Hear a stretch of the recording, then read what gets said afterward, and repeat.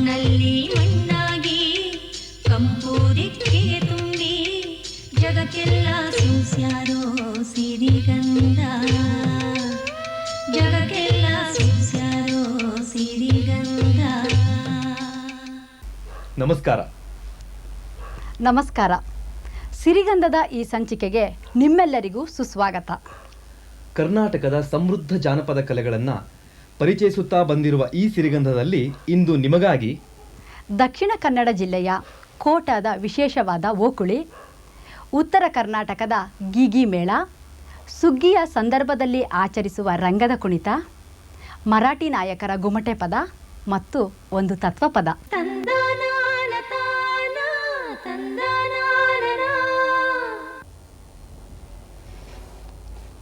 ವಿವಾಹಗಳಲ್ಲಿ ವಧುವರರಿಗೆ, ಋತುಮತಿಯಾದ ಕನ್ಯೆಗೆ, ಮಕ್ಕಳಿಗೆ ಹುಟ್ಟಿದ ಹಬ್ಬ ಮತ್ತು ಚೌಳ ಮುಂತಾದ ಸಂದರ್ಭದಲ್ಲಿ ಆರತಿ ಬೆಳಗುವುದನ್ನು ನೀವು ನೋಡಿದ್ದೇವೆ. ಆರತಿ ತಟ್ಟೆಯಲ್ಲಿರುವ ಬಣ್ಣದ ನೀರಿಗೆ ರಥನೀರು ಅಥವಾ ಓಕುಳಿ ಎಂದು ಕರೆಯುತ್ತಾರೆ. ಆರತಿ ಬೆಳಗಿದ ನಂತರ ದೀಪವನ್ನು ನಂದಿಸಿ ಓಕುಳಿಯನ್ನು ಹೊರಚೆಲ್ಲಿದರೆ ಕೆಟ್ಟ ದೃಷ್ಟಿದೋಷಗಳ ನಿವಾರಣೆಯಾಯಿತೆನ್ನುವ ಅರ್ಥದಲ್ಲಿ ಓಕುಳಿ ಬಳಕೆಯಾಗುತ್ತಿದೆ. ಕಾಮನ ಹಬ್ಬ, ದೇವರ ಉತ್ಸವ, ಜಾತ್ರೆ ಮುಂತಾದ ಸಂದರ್ಭಗಳಲ್ಲಿ ಈ ಓಕುಳಿಗೆ ವಿಶೇಷವಾದ ಮಹತ್ವ ಬಂದುಬಿಡುತ್ತದೆ. ಇಂದು ನೀವು ನೋಡಲಿರುವ ಓಕುಳಿಯ ಪರಿಯೇ ಬೇರೆ. ಇಂತಹ ಒಂದು ವಿಶೇಷವಾದ ಓಕುಳಿಯನ್ನು ನೋಡಲು ನಾವೀಗ ದಕ್ಷಿಣ ಕನ್ನಡ ಜಿಲ್ಲೆಯ ಕೋಟದ ಹಿರೇಮಹಾಲಿಂಗೇಶ್ವರ ಜಾತ್ರೆಯಲ್ಲಿದ್ದೇವೆ. ನಿರ್ಮಲವಾದ ಮಹಾಲಿಂಗೇಶ್ವರ ದೇವಾಲಯದ ಆವರಣ ಜಾತ್ರೆಗೆಂದು ಸಿದ್ಧಗೊಳ್ಳುವುದೇ ಒಂದು ವಿಶೇಷ. ದಕ್ಷಿಣ ಕನ್ನಡ ಜಿಲ್ಲೆಯ ಎಲ್ಲ ರಥಗಳಂತೆ ಮೋಹಕ ಮತ್ತು ಕಲಾತ್ಮಕ ಇಲ್ಲಿನ ರಥ. ಧರೆಯ ತೇರನ್ನು ಮಾಡಿ, ಅಜನ ಸಾರಥಿ ಮಾಡಿ, ಹರಿಯ ಶರ ಮಾಡಿ, ತ್ರಿಪುರಗಳನ್ನು ಗೆದ್ದ ಮಹಾಲಿಂಗೇಶ್ವರ ತನ್ನ ಲೀಲೆಯನ್ನು ಪುನರ್ರಚಿಸಿ ತೋರುವಂತೆ ಕೋಟೇಶ್ವರದ ರಥವೇರಿ ಕುಳಿತು ಭಕ್ತರ ಸದಾಶಯಗಳನ್ನು ಪೂರೈಸುತ್ತಾನೆ.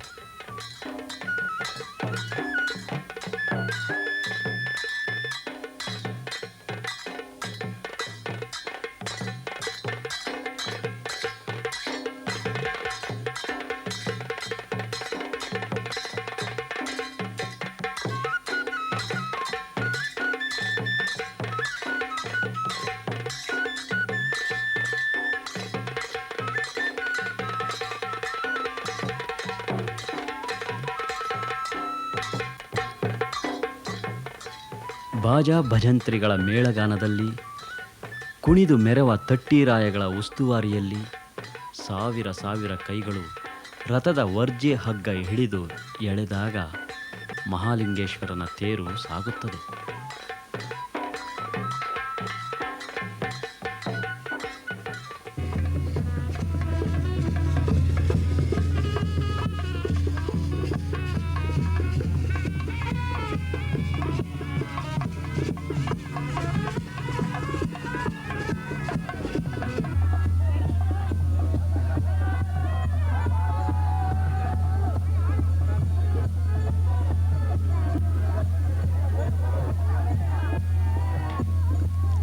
ಹಗಲ ತೇರು ಹರಿದು ഇരുಳು ದೇವಾಲಯದ ಪರಿಸರಕ್ಕೆ ಇಳಿಯಿತೆಂದರೆ ಜಾತ್ರೆಯ ಅಂಗಕ್ಕೆ ರಂಗೇರುತ್ತದೆ.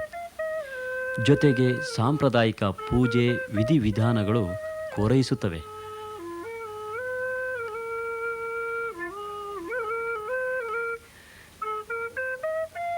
ಈ ಜಾತ್ರೆಯ ಮತ್ತೊಂದು ವಿಶೇಷ ಓಕುಳಿ. ಇದು ಬರೀ ಬಣ್ಣದ ನೀರಲ್ಲ, ಕಾಮನ ಹಬ್ಬದಂದು ಎರಚುವ ಬಣ್ಣದ ಕೆಸರಲ್ಲ, ಶುದ್ಧ ಭಕ್ತಿಯೇ ಮಾಗಿ ಬಣ್ಣವೇರಿದ ಓಕುಳಿ. ಭಕ್ತರ ಮೈ ಮನಗಳಿಗೆ ಮುದ ನೀಡುವ ಸ್ಫೂರ್ತಿಯ ಸರೋವರ.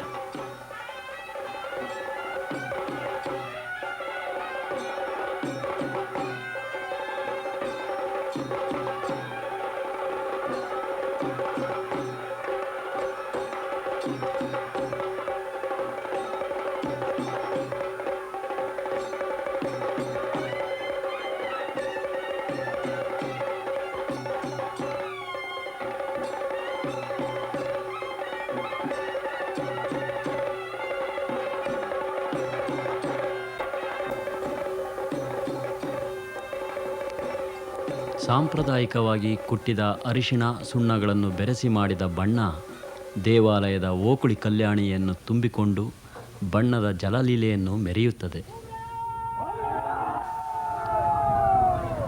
ಬಣ್ಣದ ನೀರು ತುಂಬಿದ ಪುಟ್ಟ ಕಲ್ಯಾಣಿಯಂತೆ ಕಾಣುವ ಓಕುಳಿ ಹೊಂಡದ ಮಂಟಪದ ಸೂರಿಗೆ ಮಾಗಿದ ಬಾಳೆಹಣ್ಣಿನ ತುಂಬು ಗೊನೆಯನ್ನು ಕಟ್ಟಿ ಇನ್ನೊಂದು ಕೊನೆಯನ್ನು ಎಳೆದೆಳೆದು ಬಿಡುವುದರಿಂದಲೇ ಈ ಕ್ರೀಡೆಗೆ ಮಹತ್ವ ಬರುತ್ತದೆ.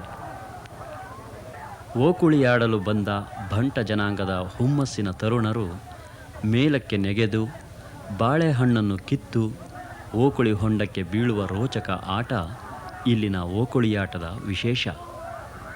ಸಾಹಸಿಗಳು ಹಣ್ಣಿಗಾಗಿ ನೆಗೆದಾಗ ಹಗ್ಗ ಹಿಡಿದವರು ಮೇಲಕ್ಕೆ ಎಳೆದು ನೆಗೆದವರಿಗೆ ಸಿಕ್ಕದಂತೆ ಮಾಡುವುದು, ಸಾಹಸಿಗರು ಹೇಗಾದರೂ ಯತ್ನ ಮಾಡಿ ಬಾಳೆಹಣ್ಣನ್ನು ಕೀಳುವುದು ಪಂದ್ಯದಂತೆ ನೋಡಲು ರೋಚಕವಾಗಿರುತ್ತದೆ.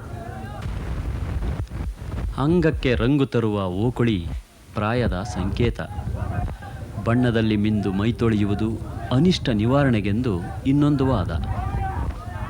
ದೇವಾಲಯಗಳಂಥ ಸಾಮೂಹಿಕ ಕ್ಷೇತ್ರಗಳಲ್ಲಿ ಓಕುಳಿಯಾಟ ಭಕ್ತಿ ಮತ್ತು ಸಾಹಸದ ಕ್ರೀಡೆಯಾಗಿಯೇ ಉಳಿದು ಬಂದಿದೆ.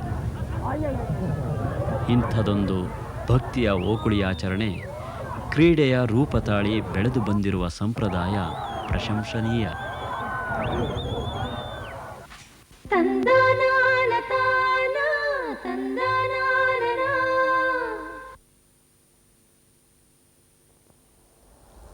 ಕರಾವಳಿಯ ಉದ್ದಕ್ಕೂ ನಾವು ಕೇಳುವ ಸಮುದ್ರದ ಮೊರೆತದ ಜೊತೆಗೆ ಹತ್ತಾರು ಜನಪದ ವಾದ್ಯಗಳ ಮಧುರ ನಾದವನ್ನು ಕೇಳುತ್ತೇವೆ. ನಮ್ಮ ಕಡಲ ತೀರ ಪ್ರದೇಶ ಕರ್ನಾಟಕ ಜನಪದ ಕಲೆಗಳ ರಾಜ. ಸುಗ್ಗಿಯ ನಂತರ ಹೋಳಿ ಹಬ್ಬ ಆದ ಮೇಲೆ ಮರಾಠಿ ನಾಯಕರು ಕರಾವಳಿ ಪ್ರಸಿದ್ಧ ಚರ್ಮವಾದ್ಯ ಗುಮ್ಮಟೆಯನ್ನು ನುಡಿಸಿಕೊಂಡು ಊರಾಡುತ್ತಾರೆ. ಈ ಗುಮ್ಮಟೆಯ ನಾದಕ್ಕೆ ಹೊರಡುವ ಗುಮ್ಮಟೆಯ ಪದಗಳು ಕೇಳಿದಷ್ಟು ಮನಸ್ಸಿಗೆ ಮುದ ನೀಡುತ್ತವೆ. ಬನ್ನಿ, ಈ ಗುಮ್ಮಟೆಯ ನಾದದ ಜೊತೆಗೆ ನಾವು ಬೆರೆಯೋಣವೇ?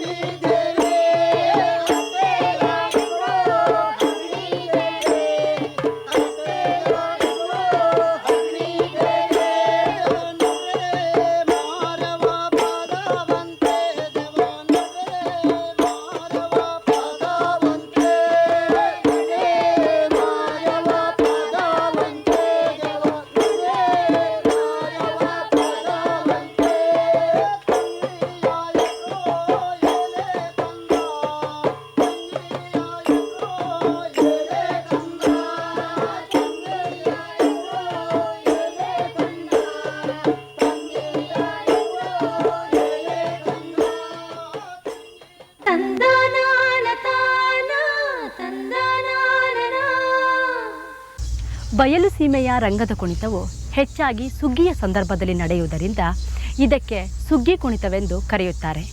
ರೈತ ಜನಾಂಗಕ್ಕೆ ಈ ಸುಗ್ಗಿ ಕುಣಿತವು ಹಿಗ್ಗಿನ ಕುಣಿತವೂ ಹೌದು. ಸುಗ್ಗಿ ಕುಣಿತದಲ್ಲಿ 2 ವಿಧಗಳುಂಟು: ಮಾರಿ ಕುಣಿತ ಮತ್ತು ಗೆಜ್ಜೆ ಕುಣಿತ. ಗೆಜ್ಜೆ ಕುಣಿತದ ಪದಗತಿಯಲ್ಲಿ ಲಾಲಿತ್ಯವಿದ್ದರೆ, ಮಾರಿ ಕುಣಿತದ ಪದಗತಿಯಲ್ಲಿ ಬಿರುಸುತನ ಎದ್ದು ಕಾಣುತ್ತದೆ. ಹಾಸನ, ಮಂಡ್ಯ, ತುಮಕೂರು ಜಿಲ್ಲೆಗಳು ರಂಗದ ಕುಣಿತಕ್ಕೆ ಹೆಸರುವಾಸಿಯಾಗಿವೆ. ತಮಟೆಯ ಕಿಣಿಕಿಣಿ ನಾದಕ್ಕೆ, ಗೆಜ್ಜೆಯ ಗಿಲಿಗಿಲಿ ಸದ್ದಿಗೆ ಹೆಜ್ಜೆ ಹಾಕುತ್ತಾ ಕುಣಿಯುವ ರಂಗದ ಕುಣಿತವನ್ನು ನೋಡೋಣ.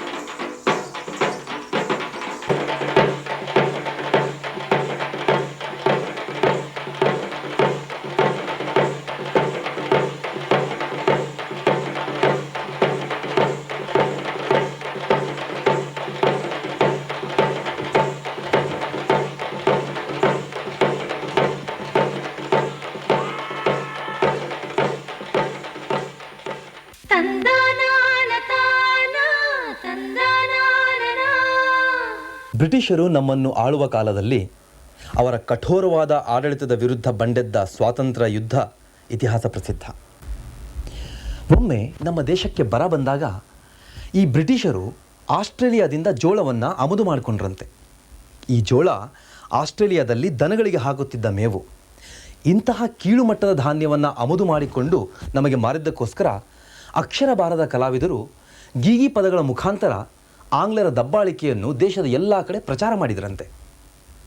ಈ ಗೀಗಿ ಪದಗಳು ಒಂದು ಕಾಲದಲ್ಲಿ ಜನರ ಮನವನ್ನು ಸೂರೆಗೊಂಡಿದ್ವು. ಅತಿ ದೊಡ್ಡ ದೊಡ್ಡ ವಿಚಾರಗಳನ್ನ, ಸೂಕ್ಷ್ಮ ವಿಚಾರಗಳನ್ನ ಮನಸ್ಸಿಗೆ ತಟ್ಟೋ ಹಾಗೆ, ಚುರುಕು ಮುಟ್ಟಿಸೋ ಹಾಗೆ ಗೀಗಿ ಪದಗಳನ್ನ ಹಾಡ್ತಾಯಿದ್ರು. ಇಂತಹ ಒಂದು ಗೀಗಿ ಪದವನ್ನು ಧಾರವಾಡ ಜಿಲ್ಲೆ ಹಾವೇರಿಯ ಶ್ರೀ ನೀಲಪ್ಪ ಮತ್ತು ತಂಡದವರಿಂದ ಕೇಳೋಣವೇ?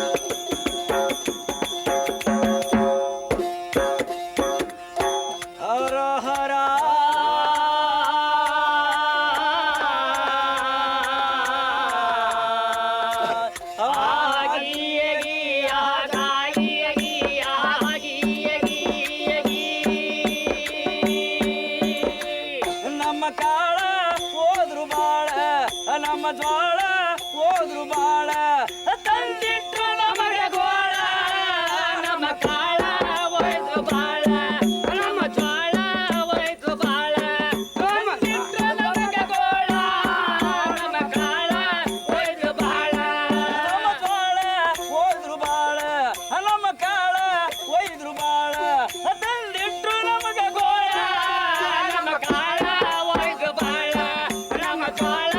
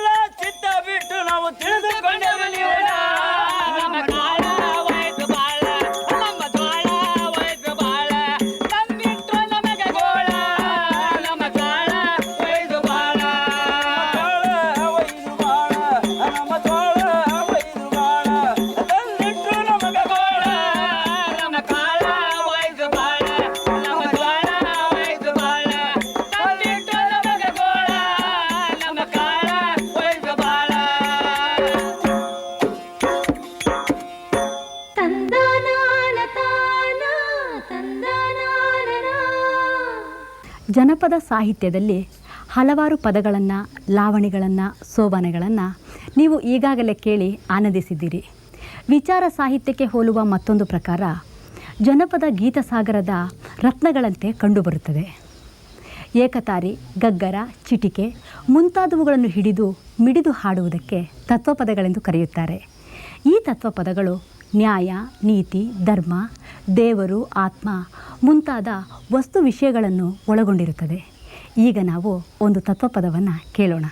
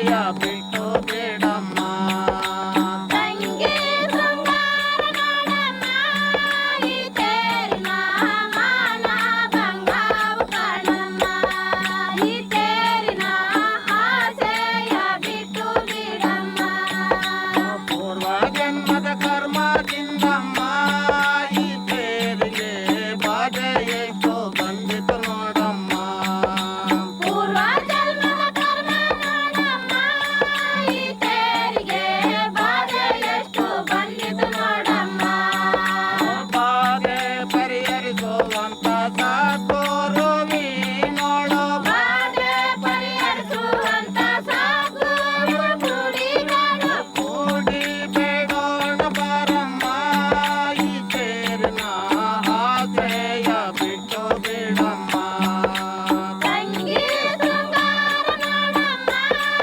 ಈ ತೇರಿನ ಮಾನ ಬಂಗಾವು ಕಾಣಮ್ಮ ಈ ತೇರಿನ ಆಸೆಯ ಬಿಟ್ಟು ಬಿಡಮ್ಮ ತಂಗಿ ಶೃಂಗಾರ ನೋಡಮ್ಮ ಈ ತೇರಿನ ಆಸೆ ಬಂಗಾವು ಕಣಮ್ಮ ಈ ತೇರಿನ ಆಸೆಯ ಬಿಟ್ಟು ಬಿಡಮ್ಮ ತಂದನಾನ ತಾನ ತಂದನಾನನ ನಮ್ಮ ನಾಡಿನ ಮೂಲೆ ಮೂಲೆಗಳಿಂದ ಆಯ್ದು ತಂದ ಜನಪದ ಕಲಾಕುಸುಮಗಳನ್ನು ನಿಮ್ಮ ಮುಂದೆ ಹರಡಲಿದ್ದೇವೆ ಮುಂದಿನ ವಾರ. ನಮಸ್ಕಾರ. ತಂದನಾನ ತಾನ ತಂದನಾನನ ತಾನನ ತಾನ ತಾನ ತಂದನಾನನ ತಾನ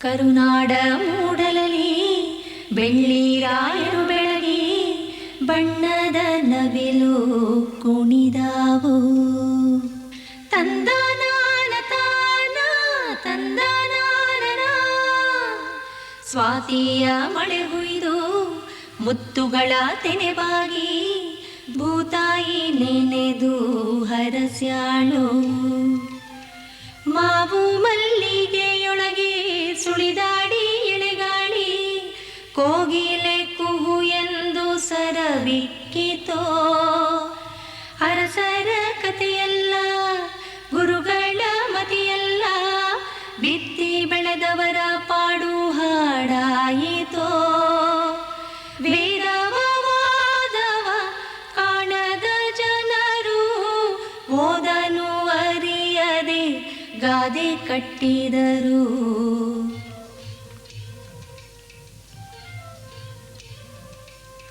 ಮಣ್ಣಲ್ಲಿ ಮಣ್ಣಾಗಿ ಕಂಪು ದಿಕ್ಕಿಗೆ ತುಂಬಿ ಜಗಕ್ಕೆಲ್ಲ ಸೂಸ್ಯಾರೋ ಸಿರಿಗಂಧ ಜಗಕ್ಕೆಲ್ಲ ಸೂಸ್ಯಾರೋ ಸಿರಿಗಂಧ